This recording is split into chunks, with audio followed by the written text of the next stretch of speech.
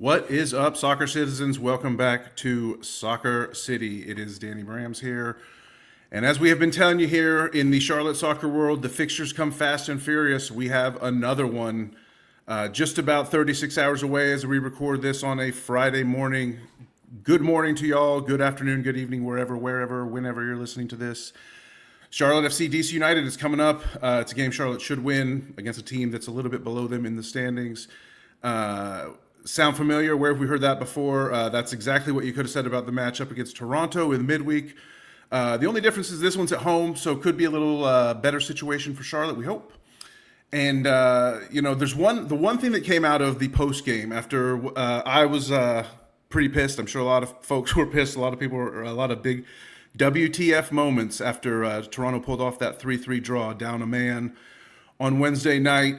And the key word in the locker room, in the post-game discussion coming out of it all was emotional. No, I'm not emotional at all, but my players are. And then, I've just been in there. I could hear them moaning about, oh, we should have done this, we should have done that. And it's two moments that have cost us. It's a decent away performance. Did you fall more on the emotional side or the reason side?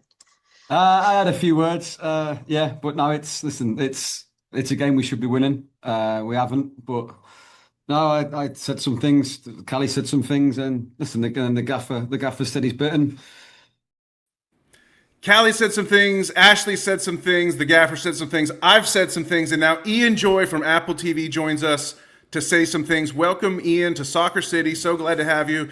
For those who may not be familiar, this is a guy who's been calling a ton of Charlotte soccer games recently on Apple TV. Spent so many years calling New York City games, and has just had so much to say about Charlotte and has seen Charlotte. So I figured, why not bring him in again and let's talk to him. Welcome to Soccer City, Ian. Thank you for having me. Yeah, I certainly said a few things during the game as well, but I love the word emotion because I'm sure there was a lot of emotions running through that locker room after the game, that's for sure. Yeah, there was a lot of emotions being taken out on my couch after the game for sure as well. Watching it, just befuddled, actually. I was more stunned, more in awe than anything else. So we're going to talk about it all. But Ian, I'm so excited to have you and so excited to hear a great Scottish accent here on this show. We love to hear it. I've been loving hearing it on the games. And I read your bio in preparation. I tried to get ready, when the guest is coming in, it said you're a native of San Diego, but it doesn't sound like a San Diego accent. So just tell us a little bit about who you are, how you came to the game, what your knowledge, and I know you have a ton of experience, but tell us all about it, please. Yeah, you've asked a very long question there. I mean, expect a very long answer when you're asking about my life. First and foremost, I was born in San Diego, California, so good for noticing that. In case you couldn't tell by the accent during these Charlotte games, it is a Scottish twang in there. My mom is Scottish, and I grew up in Scotland. Moved back when I was 3 years old and ended up getting educated over there before I went and turned professional. I was 2 weeks short of my 16th birthday when I turned professional at Tranmere Rovers in the Championship at that time in England. I had a very serious knee injury when I was 16 years old in my first ever professional game against Blackburn Rovers, which derailed my career completely, but I still managed to go on and play 14 years professionally in England. I spent a small period of time back in Scotland, spent 5 years over in Germany where I had the most success of my career at HSV Hamburg and then FC St. Pauli. If you don't know about that club, make sure you go research it. And then I made the decision to come to Major League Soccer and sign for Real Salt Lake at a time where they had not qualified for the playoffs before, and eventually helped them qualify for the playoffs, and finished my career at Portland Timbers when they were in the USL the year before they moved into Major League Soccer. And that was the final year when my knee decided that it was time to retire. And at that point, I'd been preparing for broadcasting, and I knew that was the next step in my journey. So I took a year out, did some things away from soccer, and then decided to jump back in, straight back into Major League Soccer with FC Dallas. It was my first ever call stop, which was interesting and beautiful at the same time.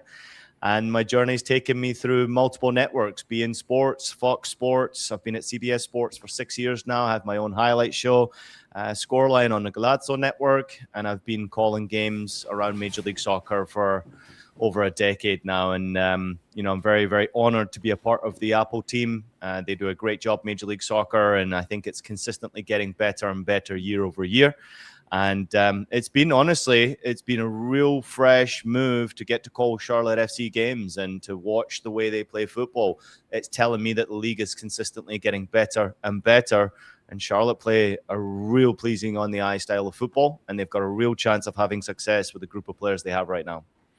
Yeah, and we'd like to see a lot more success. I think a lot of we look at the expansion projects in Atlanta and LA that came before us and see how successful they were right out the bat. We have not shared in that per se. We're here in year 5, but we're doing the best we can. And yeah, thank you for sharing that bio. Just that's a great pedigree, and makes us even more honored to lets everybody know how honored we are to welcome you to Soccer City.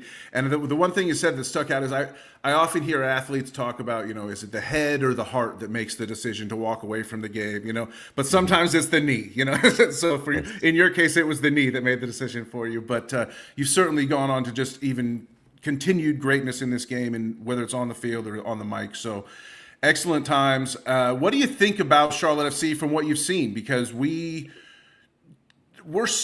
still in stunned, staggered disbelief at that draw. The equalizer that was a cross that who knows if it was even meant to be a shot? Was Kalina screened? I don't know, but who knows? What in your words did you see out there when it was all said and done?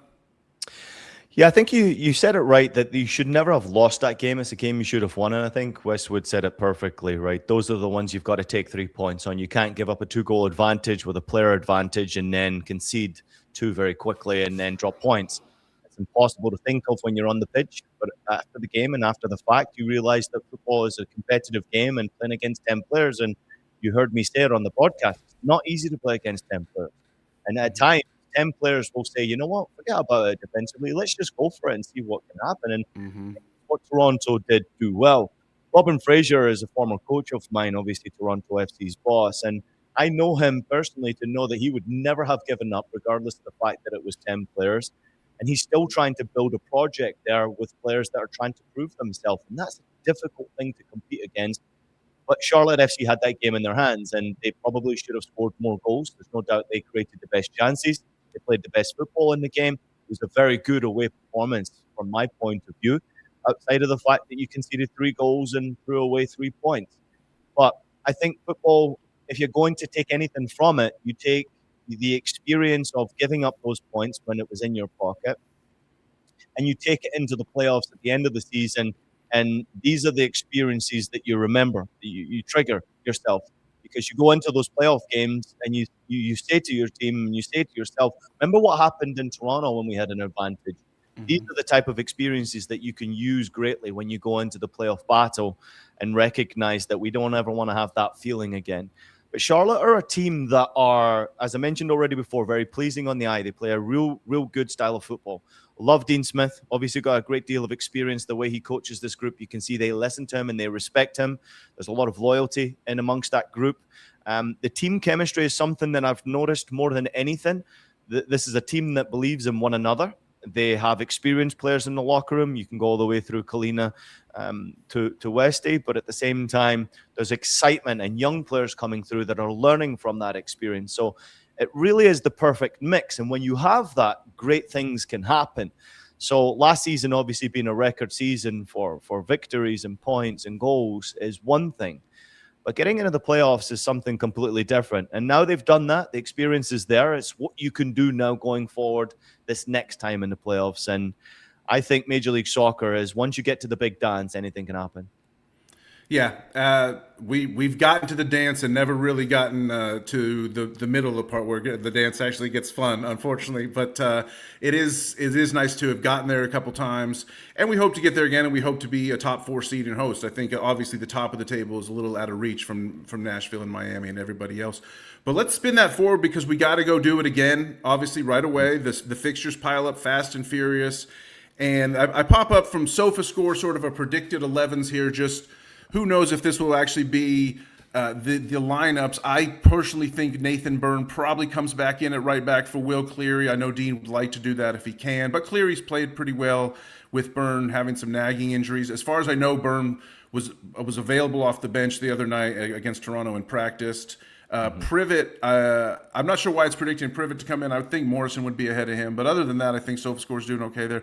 DC, I bring this up just to say, Charlotte fans are not going to know a lot of these guys. This is not the DC United team that we are used to facing in past battles with them. We don't see Benteke here. Barabo is more. We know him as a Philadelphia guy more than a DC guy. So, what can we expect in the Charlotte Charlotte versus DC matchup? Looking ahead to this weekend.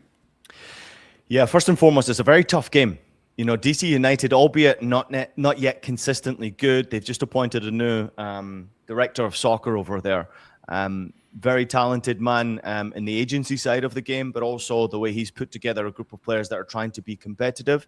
It's not necessarily proven on a consistent basis when you do that. But if you look at their away form, DC United are actually one of the top 4 teams in the Eastern Conference in away sides. They've only lost 2 games away from home. So it's easier said than done. They draw lots of games, yes. It's similar to Toronto. They never give up. They never say die attitude. They brought in Ty Baribo, who's a very good addition. They've got Sean Johnson in goal, who's got tremendous Major League Soccer experience. But they're largely unknown, and it's an opportunity for them to go in now and prove a point against a very top opposition away from home once again. I do say this, though. Charlotte FC at home, then Charlotte FC away from home, to me, are not too far from each other. They play just consistently good football, and they want to play a specific way, and that's entertaining offensive football. I think when you throw a few new pieces in there, Saint-Maximin comes in. He's an exciting piece of the puzzle that can help you go to the next level. Clearly proven against Toronto. The guy shoots from absolutely anywhere. The way he goes past players, it's fun. How is he playing on turf is going to be a big question. That's interesting. Not to cut you off, but I just want to. What did you think of those shots? Because in the context when it's 3-1 and 3-2, he's firing off those shots. There was a spot where he could have laid off. I felt like to Toklamati, but his head was down. He was shooting it no matter what. I do want to hear more of the preview, but I think that's such an important part to sort of stop on for a second because he's making an instant impact. You as a player, what do you think of him taking those shots? Yeah, this is a great question, and I think it's a great point to bring up because when you're 3-1 up, you've got to imagine what's the instruction that's been given to him from the sidelines. Go get that 4th goal. Go get the 4th goal. Win the game for us. Go win. I said to my girlfriend, we need another goal here. I said it. Yeah. Yeah. I thought 3 would have been enough, but at the same time, his instruction would have been go make it happen. Go get that 4th goal. Be a bit selfish here. And that's what he did. He came on, but that's the type of player he is. I watched him in France last year. Obviously, we've all watched him in the Premier League, and we know the type of player he is. And at times, he can be selfish, but he has an immense amount of quality. 1v1, very, very good. His passing ability is phenomenal. You know, the shots that he took, you recognize the number of them were actually 1-2s, right? Where he played it into the striker. I don't know if it was Toklamari or whoever was laying the ball off to him. And then he continues his run from that left-hand side in. He's a team player. There's no doubt about it. He's going to be a great addition for you because he's exciting. He's fast. The most important thing is keeping that guy healthy. If he's healthy, he can bring something special to your group. But I do think that he is someone who's going to come and try and score a lot of goals. He's not necessarily going to be the best assister, and I'm sure he's going to frustrate a lot of players in that group, but he will bring excitement. So I agree he'll bring excitement, and I want to see him score goals. We all want to see him score goals, but it's different.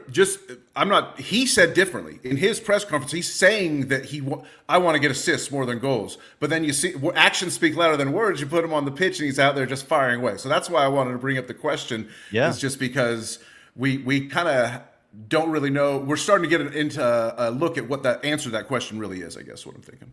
Yeah, no, that's a great point. And listen, at the same time, you got to remember all of these DP players who have come over to Major League Soccer make a big name for themselves. The majority of them don't make name for themselves being assist kings, right? They make a name for themselves being the man. So, of course, he's coming over to Major League Soccer, seeing the players who have come before him, obviously recognizing he's getting a hefty paycheck. And sometimes you don't get honored for the assists. Here in Major League Soccer, you get an assist for the assist, you know, so it's like a double assist. Exactly. You rack up your numbers with that, yeah. Wilfred Zaha loved that stat. Wilfred Zaha was a big fan when he found out that he was racking up extra assists on the third pass, for sure.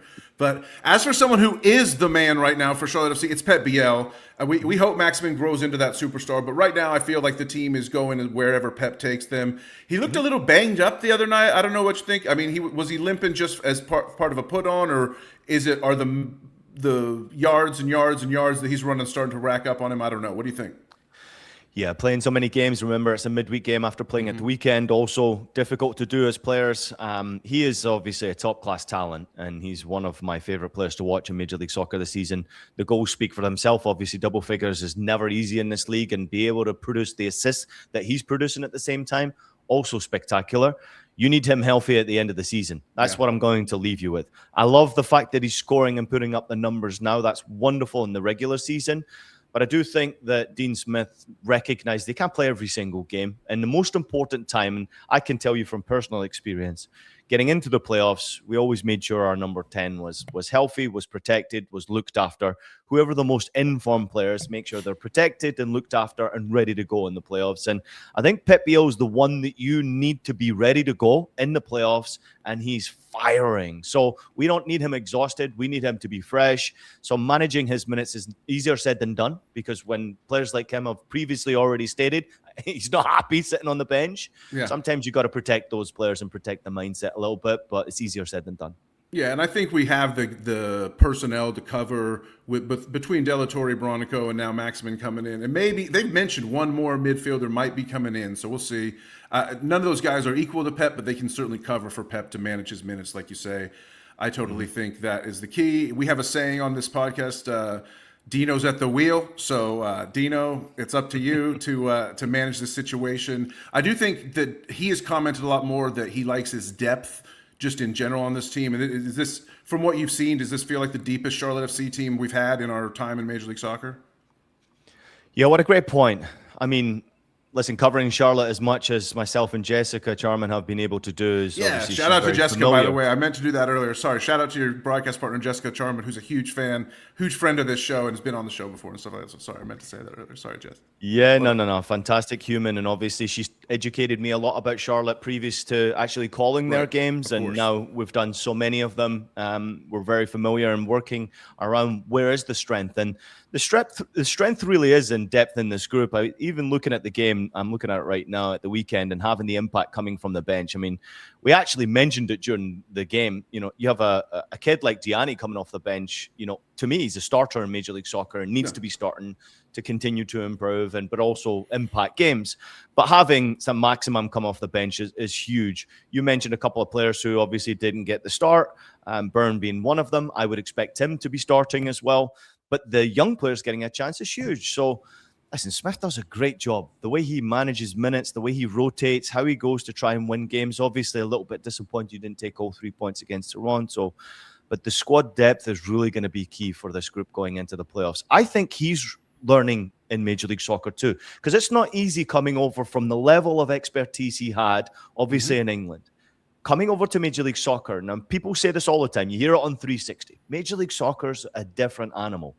It is. It's a completely different animal. The travel's so different. Staying in hotels more nights than you've ever done before. Being able to manage, weather conditions right now when you're going through a crazy summer, and then pretty quickly the winter kicks in now. Being able to manage players' expectation coming over from European football straight into Major League Soccer. Playing on turf is different. So he has to deal with all of these elements as a manager and be able to put it all together. And I don't think it's necessarily for the regular season. We heard the rumors yesterday, right, about potentially expanding the playoffs, which is, it's okay. To me, it's okay. What's Major League Soccer all about? It's about the playoffs more than anything else. So having pretty much every team make the playoffs, probably not fair. But actually, when we all get to the playoffs, we go, wow, this is what it's all about. And I think Dean Smith is recognizing that the depth that you have in your roster now is put in place to be able to be successful in the playoffs. Yeah, and I think he's expressed this, and I've kind of embraced the idea of two different competitions, the MLS regular season and the MLS Cup, and the trying to take it as a chase for the Supporter Shield every year, and where the chips fall where they may, and then if you get into the tournament at the end, then you gear up and go for MLS Cup. I think he's probably that was his stance that he kind of iterated when he first got here, and I would love to hear an updated answer to that question, because after a few seasons, he may be seeing it a little bit differently. The one thing now, Ian, that Dean does without a doubt that he's brought with him is his ability for a great soundbite. So I want to play a clip here. one of my favorites just from this past week, that one of my favorite things Dean's ever said. And I want you to explain this to me, or maybe give me the UK take on it or something like that. But this was crazy good for me. I actually done a talk to the players the other day where I'd seen somebody talking about, listen, we've all got our different strengths and weaknesses, and when you know your strengths, keep working on them. The terms I put it on, I said, if you're good at munching carrots, then munch carrots. When you start getting bored of munching carrots, start munching carrots again, because that's what you're really good at. And I spoke to the players about that. And please interpret that one for us. I wish I could. I have no idea what he's talking about, except for the talented people who can munch carrots properly. No, I'm thinking he's basically saying that if that's what you're good at, get back to what you're good at. And it's a strange metaphor to go to, but obviously, what a great guy, by the way. I mean, how great is it for you guys to have that type of guy who's obviously got the experience he's got, but it's someone you can relate to. The players can relate to him. I mean, sporting director. I'm really impressed with Zoran, what he's done with this group, and impressed with the ownership, the finances that have been invested. I'm a big fan of Charlotte FC and what the whole project is. It's huge, and it's built for success. And people like Dean Smith can get you there. And the way they get you there is not necessarily always just the expertise in coaching. It's about connecting as a human being, how weird we can be sometimes, and how you can relate to him as a fan. We're all weird in our own wonderful way, and Dean Smith has just got great humility, and I love, I've managed to meet him a couple of times. Don't know him personally, maybe through Jess a little bit, but he just seems like an absolute top-class bloke and someone I would like to play for as well. Yeah, top-class bloke indeed. We love him. Everyone here loves him and says they hope he sticks around forever. I got one more question for you, Ian. Just digging into a little bit about you were getting into this summer while the rest of us were watching, all of us were watching the World Cup. And I believe we're going to take you back to July 7th, earlier this summer. The game is VAR King gone. What the F? I assume this is relating to the Argentina-Egypt game. And it makes me think about this. No. If the game's gone, if we're disallowing goals for that, the game's gone. All right, so that is Dean Smith's take on the game being gone. That was not Dean. That's a different soundbite. That's actually related to a Charlotte FC game. But clearly, the thing we like to ask people here on this show is the game gone. Yeah, the game is so different now. It's gone from what it was in my time. It's gone from what it is in Dean Smith's time. It's a completely different game. It's ever developing. One thing I maybe should have added with my bio is I'm UEFA educated. I've just completed a degree with UEFA throughout their academy, and understanding, management skills, but also understanding the game from behind the scenes in an executive level and what it takes to actually change and develop the game. And one of the modules we work on very heavily with UEFA is refereeing and referee laws and how they consistently change.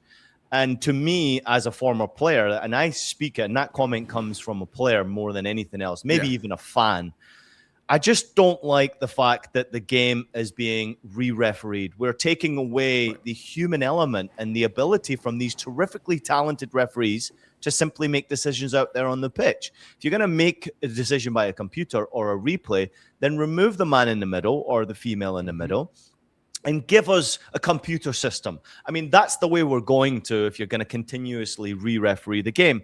I don't like certain decisions that took place during the World Cup, and that was one of them. The Egypt one was absolutely crazy. It was so far back before Egypt scored a wonderful goal. And I guess the way I'm pissed off is we're removing wonderful moments of our game. These long-lived memories, like we celebrate moments, and those moments are being taken away because of a refereeing decision that was seen in a booth or seen by a monitor or a technical device.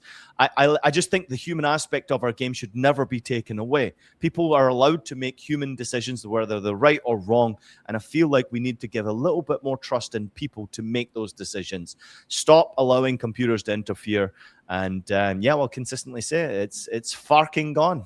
It's farking gone. I agree. There's a there's many proposals I think out there to try to fix things. Whether it's hey, if the review takes longer than 60 seconds, then the call on the field stands, or hey, you need a coach. The coach has to signal a challenge to the VAR instead of the refs deciding it. I think those are just two random ideas that pop in my head, and I'm sure a council of smart people could go rescue the game and bring it back, because the game is gone. But what can we say? Can I ask you a question real quickly before we finish? What do you think of Charlotte FC? Like, how happy are the supporters group with Dean, with Zoran, with the ownership, with the stadium, with the atmosphere, things like that? Is there anything when you said you think they could improve? Yeah, well, when you said that you're a really big fan of what Zoran does, I think that perked in my ears, because the fans that I talked to, they took out Dean gets the free pass. Dean has a free pass on everything, and any frustrations get piled on Zoran. So, right now, I think fans are not happy with the transfer window. Myself and others said kind of at the beginning of the MLS transfer window, end of World Cup, we're like, okay, great, we're getting Maxi. St. Maximin looks like that's going to happen, but who else are we getting? And we wanted to see another transfer come in. They've talked about we're working on some things, but don't see any smoke even. So who knows? Maybe they'll sign someone, maybe they won't. But I think the majority of fans that are super into it, big time fans, hardcore, would have really placed a lot of value on another signing this window. So we'll see. What position? Midfield, just more midfield to strengthen. I think there's a little bit of starting to be some resistance against sort of the rigidity of the lineup too. I think people are looking at, and it's funny to say this because he's cooking. Ashley Westwood is absolutely cooking, and he's the best leader this club could have right now and everything. But he's also always playing. You mentioned Diani needs to get in. Bronico is tough to bench because of his motor, and Pep sometimes needs to play in the midfield because they have the three attackers up front. So the fact that Westwood always plays, I think, is going to be a question mark going forward. So those are some of the rumblings that I hear in the undercurrent. But I think overall fans are very happy with Dean. They love him. They love his little zingers, his sound bites. He's so affable, and so it's hard to hate him. And as long as we have good results, for the most part, they're happy. I think it's a little bit on the knife's edge, though. I think we'd much rather be up there with the Nashville and Miami than down, battling with Cincinnati and whatnot. But I'll add to what you just said there. Listen, I understand when someone's been in that sporting director position for a period of time and you haven't been able to get over the final hurdle, maybe even get to win that trophy, to win the MLS Cup, or even compete in an MLS Cup. You do get frustrated, especially when you think money's been invested, the group's been put together. But sometimes it's luck and fortune as well when you do get into those playoff games. If you go back to the game against New York, obviously I was watching it very closely. It was just not a good performance. It didn't turn up on the games. And I think that's the most important part, where you need the team to be fresh and ready to go. As far as the job that he's done, if you look at depth of that group, it's phenomenal. You bring in Luca Della Torre, you mentioned midfield, and he doesn't quite work out. He's a fabulous player, but it hasn't quite worked out for him. If he can switch it on, you won't be talking about that problem in midfield anymore, because he's a top-class player. Westy plays so many games because he's an experienced boy and he's got an engine that can run forever and ever, but he needs to be fresh for those big games. So I agree, management, but good luck trying to tell him to sit on the bench. Exactly, yeah. I think the only position is that killer goal scorer. Yes. The number 9 position. Toklamati's a real good player. He's a really, really good player. But the difference I see from the teams that you mentioned there, the Inter Miamis of this world, and even Nashville, you have killers, right, that can score a ton of goals guaranteed. And scoring goals in this league's proven to get you close to winning championships. So, yes, it's a team game. Yes, Charlotte have a real good roster of players, but they need to make sure that then when they get into the playoffs, that those killers are ready to go. Toklamati could be that guy. Maybe hits form and he scores a bunch of goals. But maybe that's the one position where I'd think, all right, you could really go and get something special, and then your group is complete.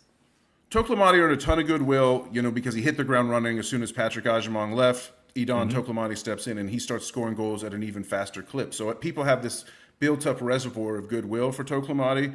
But now, as the goals dry up, and he got one. Thank goodness he was there to get that, to poke that one away after Abada messed up that tap-in. But we won't talk about that. But so I think now the narrative kind of shifts like, we have Toklamati and Goodwin. We have two young guys. Where's our veteran? Where's the veteran presence? And that's exactly what you just kind of alluded to is where's the killer? Where's the, we were never going to get Robert Lewandowski, but where's the signing on that level of that type of impact type of signing at the striker position we have yet to see.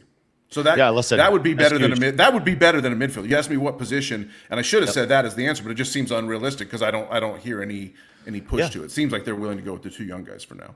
Yeah, but listen, that's an ownership thing. That's a financial thing. That's also a talent thing. Being able to convince those people to be able to come and play for your team. Like Chicago and Lewandowski fit because of the Polish community, and obviously it was always rumored it was going to happen. But never say never. Charlotte's a fantastic place. What a great place to be. Of course. Great people, great support, wonderful stadium. It ticks all the boxes. So there's absolutely no reason. People talk about these markets. Actually, it's down to individuals. Your individuals need to be able to convince those people. I mean, I heard at one point Sporting Kansas City was in for Mohamed Salah. Now, it's laughable to think Mohamed Salah going to Sporting Kansas City. But you best believe it, they were close. And I know they were incredibly close to get that deal over the line. He decided to go to Turkish football for reasons to himself. But at the same time, Major League Soccer is becoming such a big league. These franchises are becoming big names, recognized all over the world. Don't underestimate the power of Charlotte FC and the people behind it. They just need to get it done. Yeah, I agree. Bring it, and St. Maximin is a great signing. So, and it's not that we're not displeased with that at all. We love that. We just want to see one more on that level. That'd be incredible. So that would really get us over the top. We're going to end it there, Ian. And thank you for your kind words about our city and what a great place it is to live. We celebrate this city here in Charlotte so much. Absolutely love it. I've lived here 12 years, best 12 years of my life, and I had some pretty good ones before that. So thank you so much for visiting us, and good luck out there on the mic.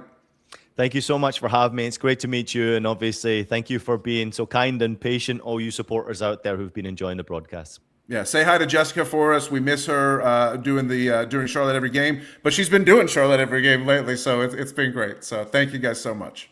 Appreciate it.